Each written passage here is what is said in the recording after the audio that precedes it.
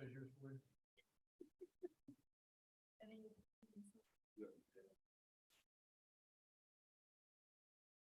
At least one more time. Yeah. Which one? Yep. Yep. That's what I'm gonna do. Y'all ready? You ready? 5:30. Brian's on vacation. Oh, that's not. Yep. You didn't see him this morning. Oh, okay. Yep. Hello, everybody. Welcome. Today is June 7th. We're going to do a workshop for the regular city commission meeting to be held on June 12th. If I could get a roll call from city clerk, please. Yes, Commissioner Mercer. Here. Mayor Pro Tem Birdsong. Here. And Mayor Dantzler. Here. We have 3 presentations. Juneteenth, we'll do Monday night. Waste and water recycle work. We'll do that Monday night. Tonight, we will have the Lake Howard Gravity Sewer and AC Replacement Project. T, you want to start or? I'll just go ahead and turn it over. This is more of an informational piece. Let me just say this going in. Todd Gooding, our CIP administrator for Winter Haven Water, is going to do the presentation, but this is really just to give you an awareness. There's 2 projects that are coming forward that could be, disruptive to traffic is always the case when we have utility issues that involve our roadways. So to give you some awareness of that ahead of time. And of course, there will be a large scale public communication piece as well, but we like for you to be aware of that before we start pushing stuff out through the website and press releases, because you're likely to get calls on it. We want you to be informed. So with that, I'll turn it over to Mr. Gooding. Good afternoon, Commissioner, Mayor Pro Tem. Appreciate the opportunity to come before you tonight. This project is kind of a combined project. It's the Lake Howard Gravity Sewer Project and AC force main replacement. And to see Michael's point, the city manager, this is an information piece. We have a communication strategy in place where we're going to do some public outreach, public awareness. So we wanted to first come before the commission and give you that presentation in short form, just so you'll be aware of what's going forward. So the project overview is the Lake Howard Gravity Sewer AC force main replacement. It's going to take place on the east side of Lake Howard, which will be the gravity portion of the project. And then the west side of Lake Howard, which will be an AC asbestos cementitious pipe force main replacement. Both portions of the project are full replacements of the infrastructure, underground infrastructure. And our estimated timeline, we're looking to begin August of 2023 this year, with a conclusion in May of 2024 for final completion. Residents living on the east and west sections of Lake Howard will be impacted. There's going to be some MOT and traffic impacts. And those who travel the corridor will experience some delays, but we're planning to control those delays and keep them minimus as possible. And there'll be a few detours throughout the project.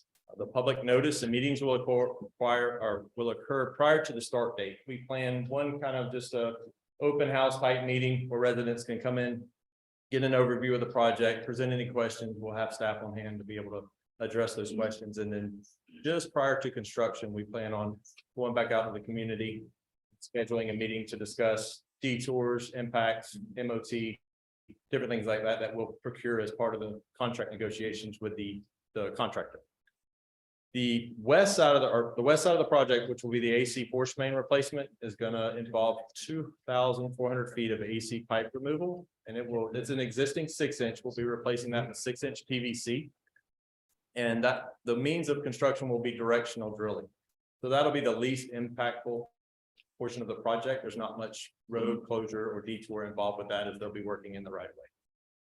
And then for the east side of the Lake Howard project, the gravity portion will begin just north of Bates Avenue, and it will end at the lift station 104, which is located at Avenue East Southwest and 7th Street.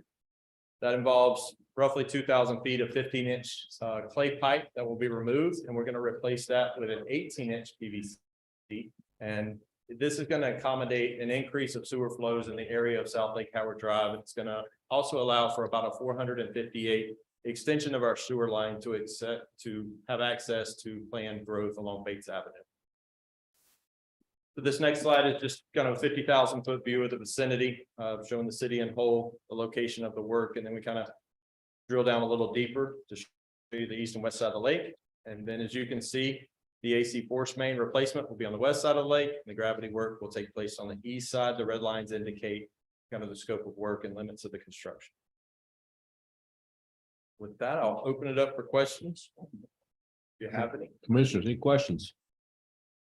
Believe it or not, I don't have any questions either. All right. I have one, Todd. Yes, sir. The work that's being done, you said directional bore, so that's obviously through a contractual arrangement we have. Someone on contract now. Is the rest of the work in-house? No, all the work will be contracted out. We currently had this out to bid. We've received 4 bids back. And at this point, as of today, one of those bids, we kind of had a few questions. They dropped out. So we currently have 3 bids. The engineer's estimate for the project was around 2 million. Our lowest bid is 2.8 and our highest is 3.5. So we're in the process of reviewing those bids to enter contract negotiations with the contractor. Thank you, sir. I do have a question. This is strictly sewer, it has nothing to do with water lines, right? No, sir. 100% sanitary sewer. Okay, The gravity will be open cut construction. I didn't allude to that, so that will have more impact on the traffic in the local area, and that will, provide adequate communication to the residents. and you may have said this, but when do you expect to start? August of 2023, that depends a lot on our contract negotiations with the Okay. contractor, but our plan start is 23 of this year, August 23. Do you think it's a 6-month project or longer? It's gonna run. We've got 270 days for final completion into the ITB that we put out for bid, and then 240 for substantial completion. Okay, It'll be a little longer than 6 months, more close to a year. okay. Thank you. Yes, sir. Thank you for your time. Thank you, Todd. Okay, we have lots of minutes, which we don't need to talk about unless anybody wants to. Anybody have any questions on any of the minutes? No. Didn't think so. Ordinance second reading. T, why don't you just go through these if anything's changed? Nothing's Highlighted. changed.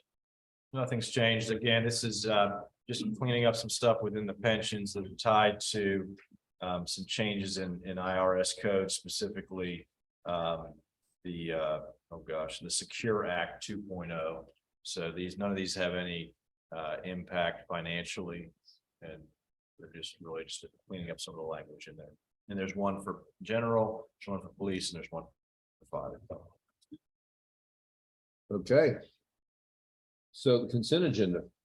The first item, this joinder and consent of utility easement. As you recall, we have a sub-award loan agreement with Blue Winter Haven LLC. That's for Florence Place, the 80 units or 88 units of affordable housing. So within that agreement that we have, the sub-award loan agreement, it requires the city, there has to be consent from us for any proposed encumbrances on that development. And so they need to do an easement with TECO for some obviously electrical utilities to service that facility. So this is just recommending approval of that joinder and consent of utility easement. Okay.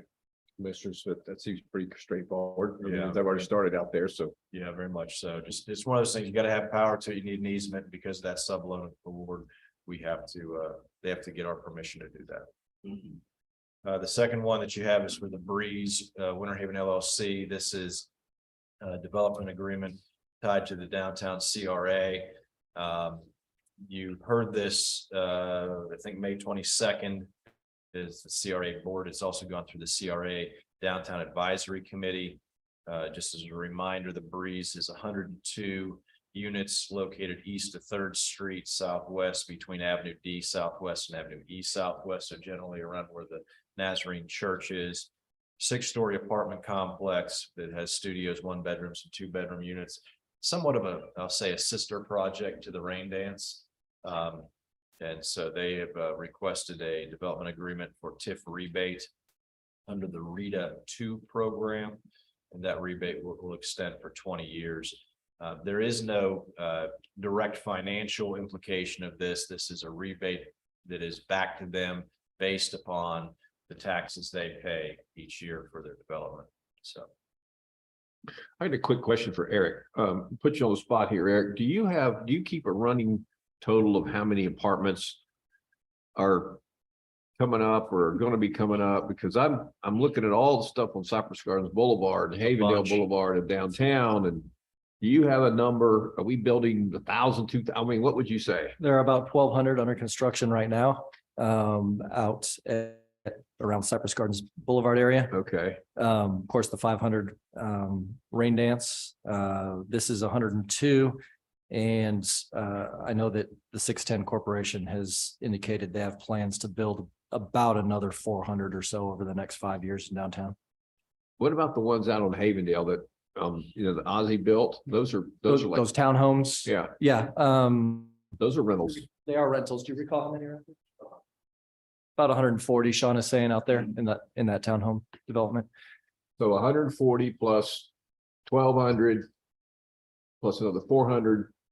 We're Yeah. talking a lot, we're pushing 2,000 apartments. We are, the CG 27 project is still trying to get off the ground, but if they can get that project going, that's another 300 off of 27 and Cypress Gardens Boulevard. Okay, There's Winter Haven Garden and Winter Haven Garden Inn was 200. approximately. I is the can't Winter remember Haven off the Garden top. in the old hotel that? Yes, they're sir. converting? They have they started that yet? Yeah, oh yeah, yeah, yeah. Yeah, They've been in demo mode in there for quite some time and they're working. Yes, sir. You think that will be roughly 200 units or you're not sure? I'm not sure right off the top of my head. That sounds about right, but I can get a number for you. If you don't mind, I would just be curious because I made a speech this morning and I was way under with what I said. I thought it was like 1,000, but That's Yeah. about how many we have about 1,200 under construction right now, but there are other complexes that are, in the works. They Just curious, that's haven't all. broken ground yet. Yeah. Yeah. And there's another, and that you got roughly some, 50 units out on, Avenue, the housing authority. yeah. They're starting, Mhm. Are those brand new or renovations? it's gonna be brand new. You know, the parcel that was just south, Yeah, just west of, yeah, I know what you're talking about. yeah, right across from Grove. We have a residential development map in our office. I can get a copy of it to you. It shows everything that we know. That of. would be really nice. Yes, sir. But it seems like most of it's rentals. It's not like for sale, seems to me like, or, I mean, we're still pretty strong on the home ownership side. oh, we are. Okay. We'll probably do another 800 or so single family residential permits this year. Wow. Okay, thank you, sir.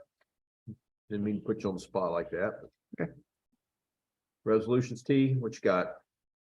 Okay, so 2332, this Mass Development or MAS Development Corporation, this is out at the corner of Old Lake Lucerne Road, Lake Lucerne Road and Lucerne Park Road. Just before you get to the golf course, it is just vacation of an unimproved right of way there that we discovered when we did another vacation of a right of way there. No impact, no utilities to be addressed or anything there. That one's easy. Yep, 2333. This is some additional funds that are coming to us in the form of lap dollars from DOT. This is for I'll say the South Lake Howard Improvement Project. It goes from just to the north side of the canal that connects Lake May to Lake Howard, all the way down to 15th Street. We were doing some pedestrian facility improvements in there. This is a project that's been going on for a while. Cost estimates came in, engineers' estimate of probable cost came in significantly higher, and DOT has agreed to help fund that. So this is a resolution to that effect. And then on 2334 is your next one. This deals with the South Apron Rehab Project at the airport. So this is down where the old terminal or the old FBO is, close to where the school is located. So that ramp area is going to be all that asphalt removed and redone. Some reconfiguration of the parking that's out on that area and some drainage as well. This is another project that has a significant amount of funds coming to us from FAA as well as FDOT. So in light of the cost of the project, DOT is now offering an amendment to their grant to cover their portion cost of the construction. And it allows for 80% reimbursement of the non-FAA items. They'll be covered now by the state. So at the end of the day, that's about a $4.7 million project, inclusive of design and construction. Design is done. This project, I believe, is out for bid right now. FAA funds are about 3.94 million. DOT's will be 525,831. The city will be responsible for $296,217. So resolution 2334 is tied to us executing that FDOT grant for their portion. Quick question for you, John. You know, Yes, we're sir. gonna have three here Monday night. Brian won't be here. So we'll have a quorum Yes, and it's sir. 2-1, but what if he were here and it's 2-2 on these? They just don't pass, it's tie? Right. But Monday night we'll have no problem as long as it's 2-1 and we can pass all this stuff. Would be good. Okay. I hope we don't have any problems with it being 2-2. Right.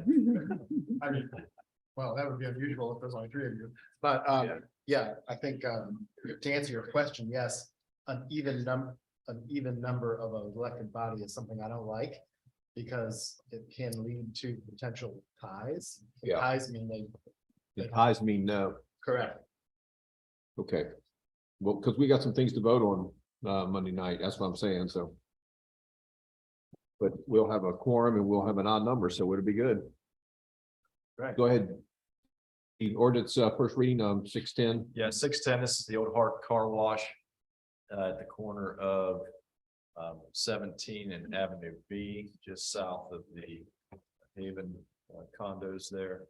So it's a rezone from commercial highway C3 zoning to commercial downtown C1 zoning. We don't know what their intentions are as far as development of that, but they do intend to develop it with our understanding is with uses that are consistent with the C1 zoning. Okay. The next two, so 2322 and 2323. This is the Palm Gardens rehabilitation facility that is located on Cypress Gardens Boulevard near the old Slocum Water Garden there, just up from Lake Roy. And they are requesting to amend their future land use to commercial future land use and rezone that parcel from single family residential to commercial neighborhood zoning.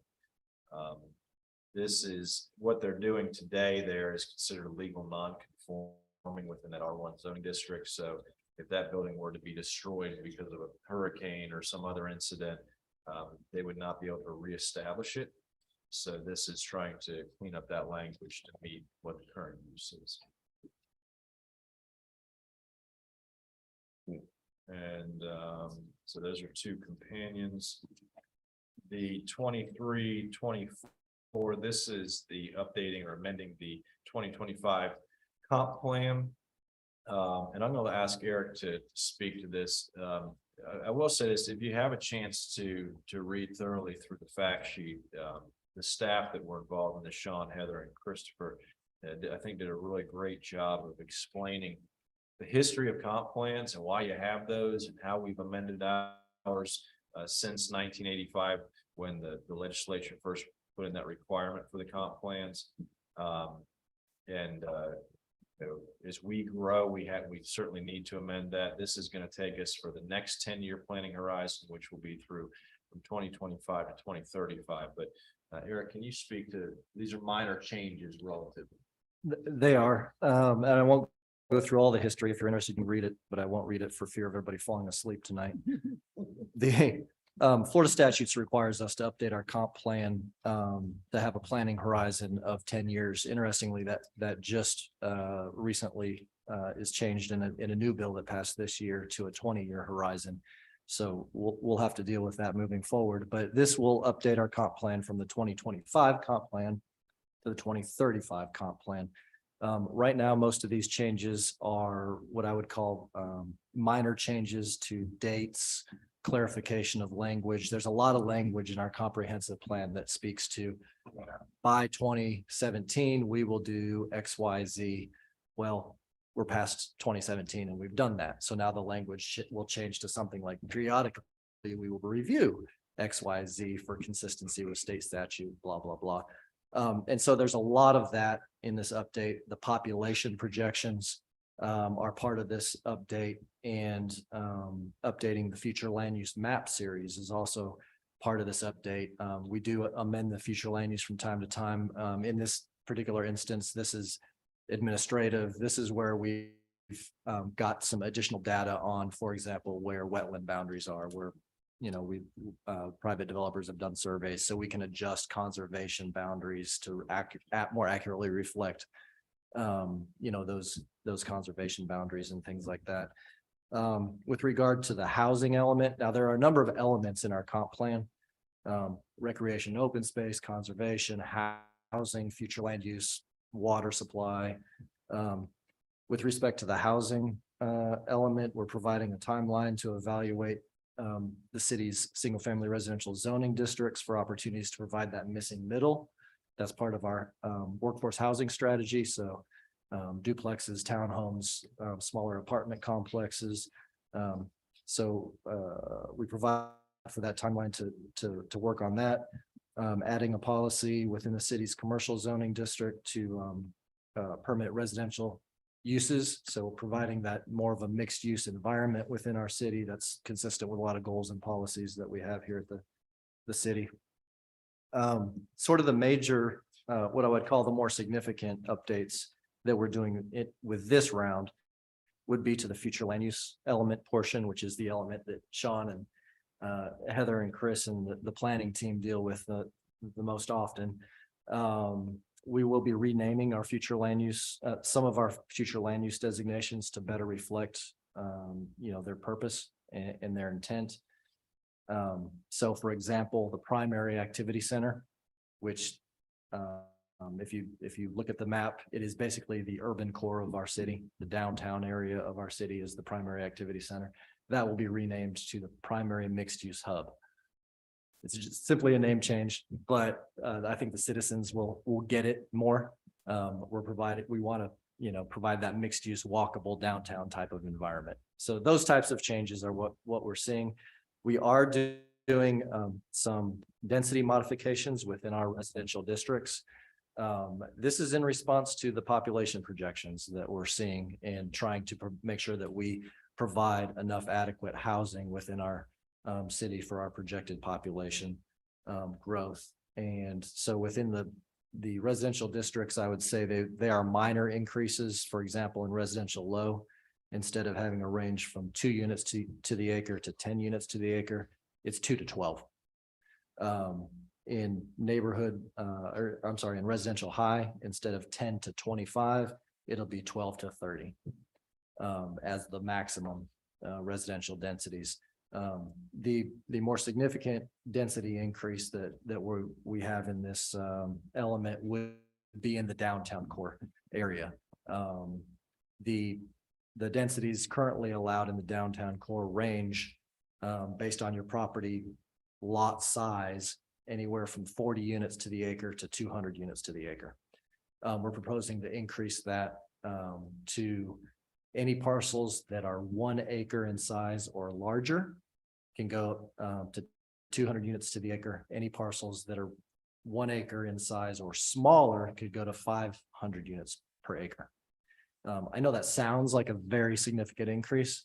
It really is not, because if you think about the C1 downtown zoning district, we allow for 0 setbacks. You don't have stormwater requirements. You don't have setback requirements, landscaping and all of that.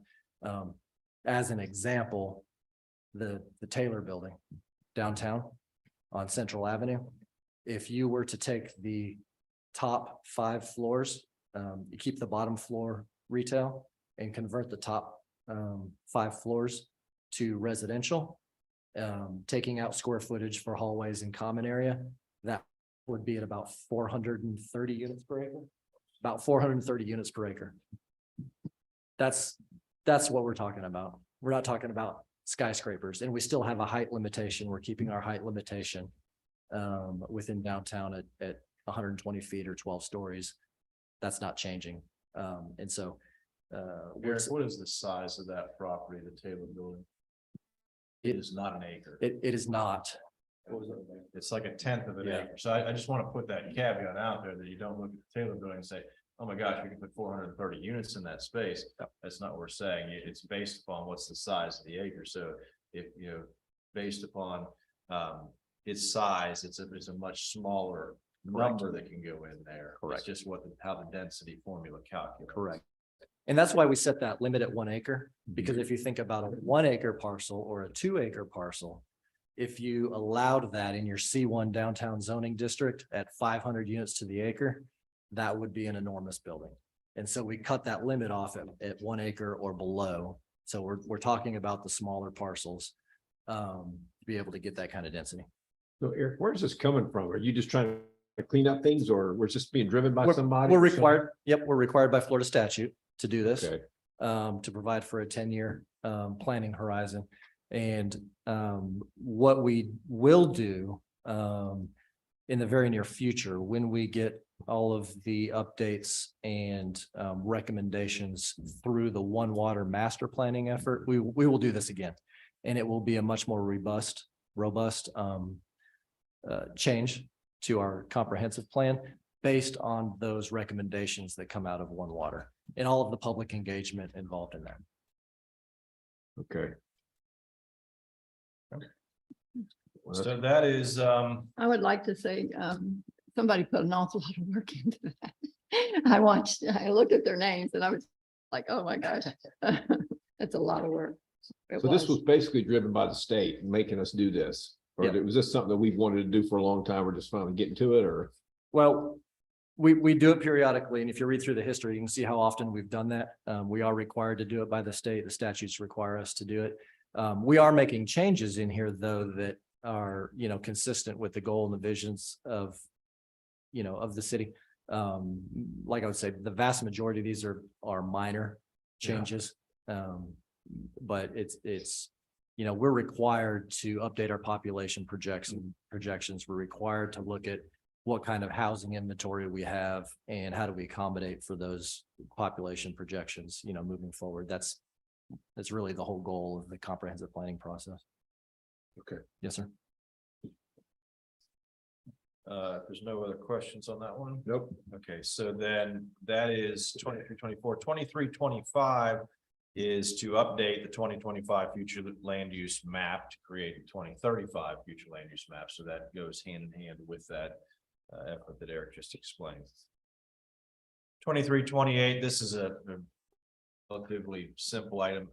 As you know, we can, when we have fund adjustments, those need to be approved by ordinance as they pertain to the budget. So this is simply, we had a vehicle that was budgeted within the general fund for the field house for an employee that was there, and we've come to realize that that's not needed. However, we do need a vehicle within our facility maintenance division. So this is simply a transfer of those funds from general fund to the internal service fund where facilities maintenance exists. So just a formality, keep us in the good graces of doing things the right way. And then 23-32, this is a voluntary annexation located out on Cypress Gardens Boulevard. Now, this can be out close to where you were today for the Advent Health item. This is be further east of Lake Ruby Drive and Cypress Gardens Road, just to the east of the, I believe it's 7-Eleven that's there. These folks are looking to annex into the city for purpose of developing that property. It's about a 2.16 acre site. So pretty straightforward on that one as well. Okay, throwing out there. Yeah.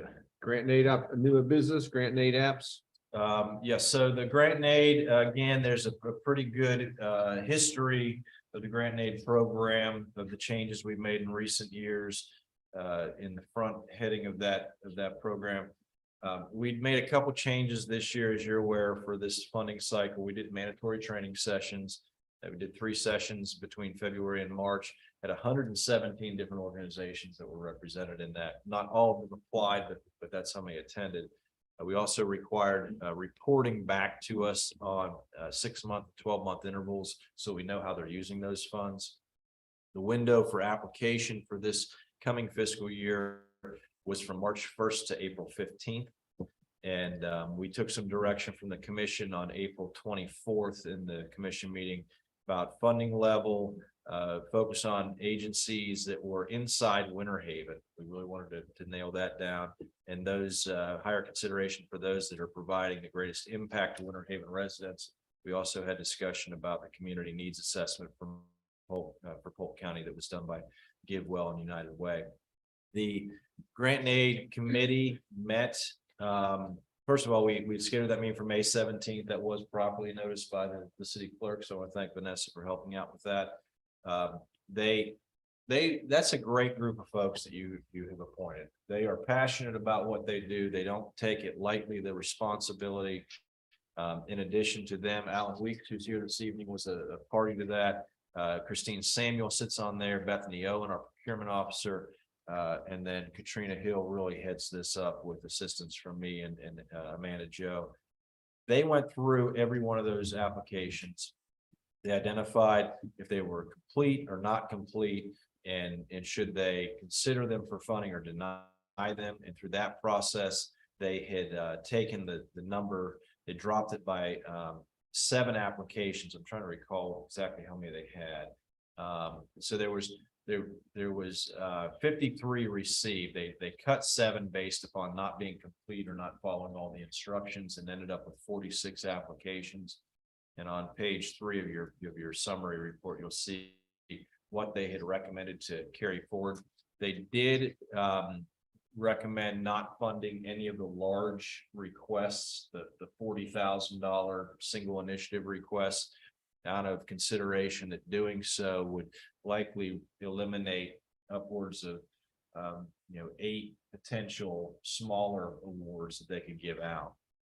There are some new folks that are on here. I don't have them all highlighted as such, but one that jumps out to me right off the bat that we hadn't seen before, the Cypress Gardens water ski team, and some of their adaptive programs that they do for youth. Oh gosh, I'm trying to find it here. The Haley Center came back this year. That was one that we had historically funded, and they had come back with an application this year. They somehow missed that last year, so they were in there.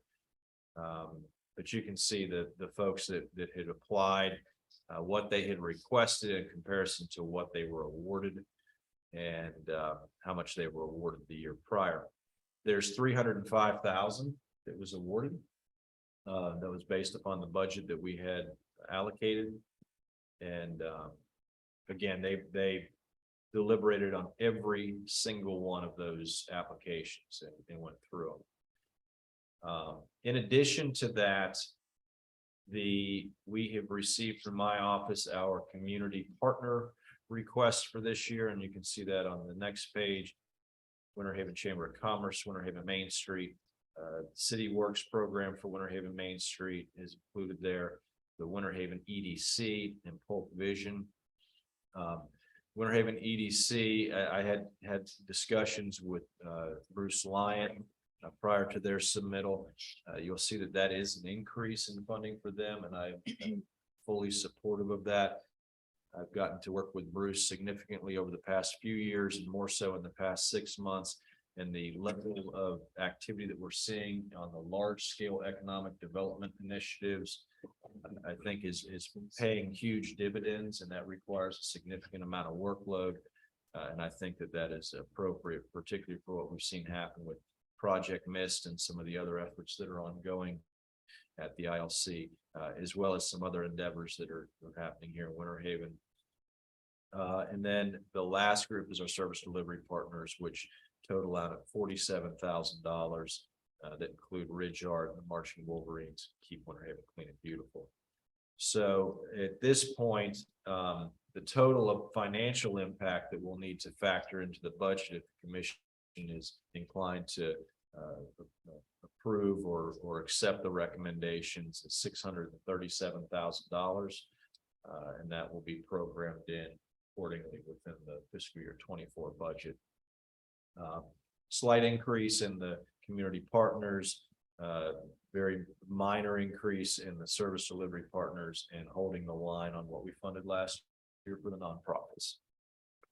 I don't see Hartford Winter Haven on here. Did we, Hartford Winter Haven, I do not believe had an application this year.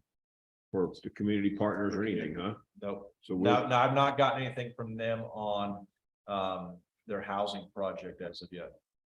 the homeless for the kids, I've not seen anything come. But that usually runs in here, doesn't it? We funded that separately. Oh, we did. Okay, I thought that was one of the community Yeah, partners. they had a project, I want to say it may have been in the $5,000 range last year for a very specific program, but they did Jobs not. for Life. submit. Jobs for Life I thing. think you're right. I will say that the programs that you see within here all tie back to youth education or enrichment activities, social issues, housing, a lot of food kitchens and food feeding programs as well.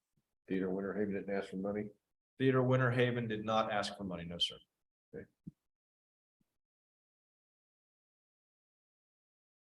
Do we normally give the, keep Winter Haven clean and beautiful 15 grand? Yes, sir. We do, okay. That was your thing, wasn't it? Yeah. No, the only thing, I was just looking at the awards. And was looking at the mission. This was their first time coming in and they requested 5.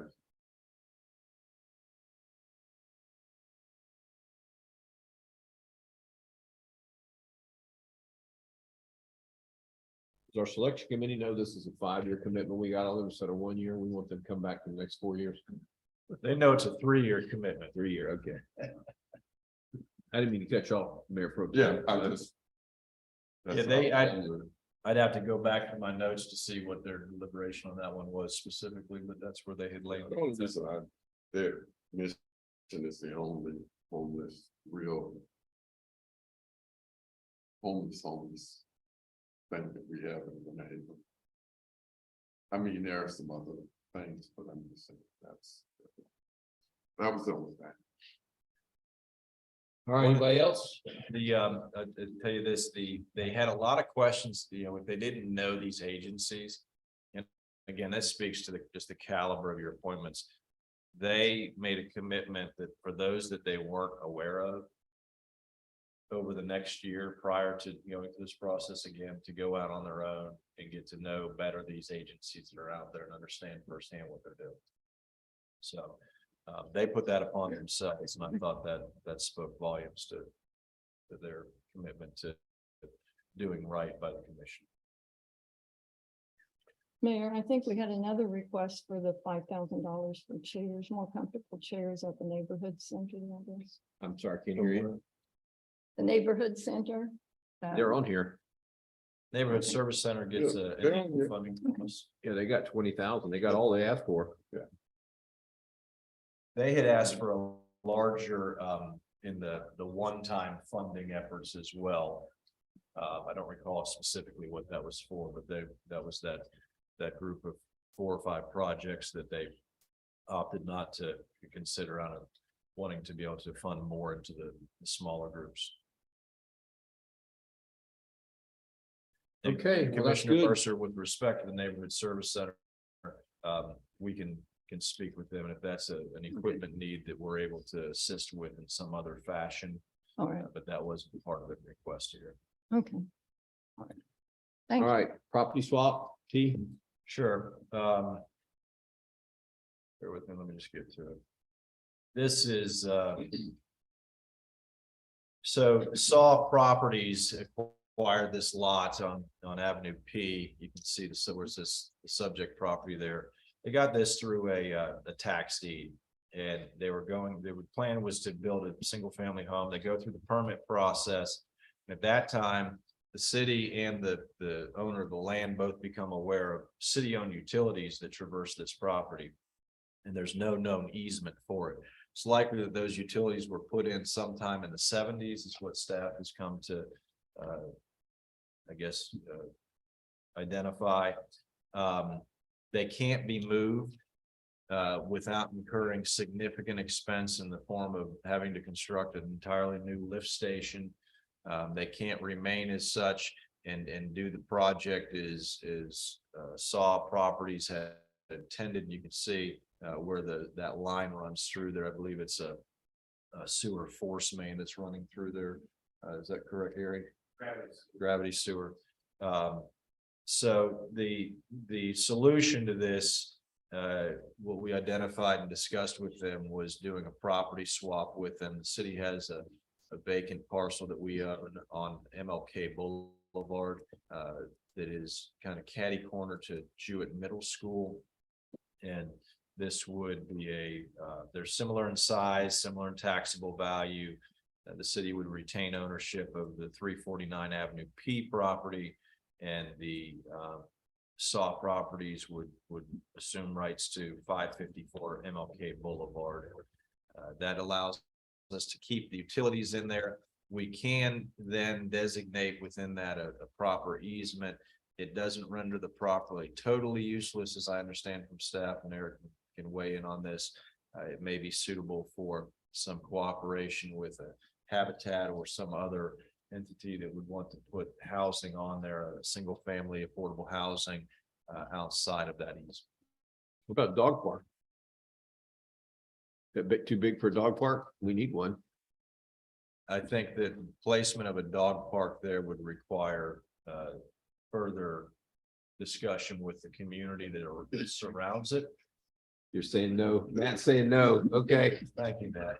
It is part of the inventory of affordable housing that we maintain, so. all right, Figured that out too. okay, I'm seeing all those sneers. Forget the dog park, all right, Got a great one that's about to open a block north of here later this month. good. Okay. What else? I believe that is it for the evening, sir. Commissioners, you guys have anything before I adjourn? Tracy? Mayor, okay, anybody else? All right, we'll see you Monday night.